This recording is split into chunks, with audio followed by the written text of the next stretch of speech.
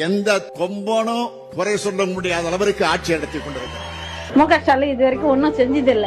வெள்ள நிவாரணம் கொடுக்கல, எங்களுக்கு எல்லாம் 1000 ரூபாய் வரல, எதுவுமே செய்யல. எனக்கு கவர்மெண்ட்ல 3 லட்சம் ரூபாய் இடம் வந்திருக்கு. 3.5 லட்சம் கேக்குறாங்க என்ன, இல்ல 10 லட்சம் எடுத்துவா அப்பதான் வீடு கொடுப்பேன்றாங்க. இல்லாதப்பட்டவங்க போய் என்ன பார்த்தா 10 லட்சம் கொடுக்குற மாதிரி இருக்கா?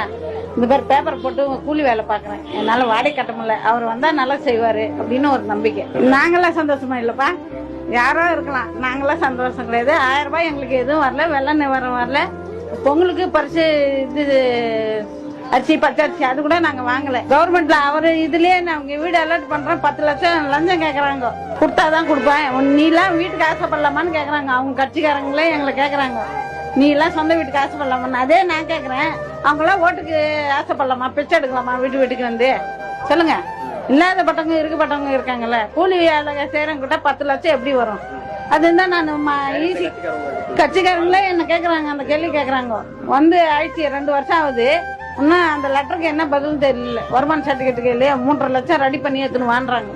நான் பேப்பர் போட்டு சம்பாதிக்கிறேன், 300 ரூபாய் கொடுக்குறாங்க ஒரு நாளைக்கு. நான் எப்படி தம்பி 3.5 லட்சம் ரெடி பண்ணுவேன், நீங்களே சொல்லுங்க.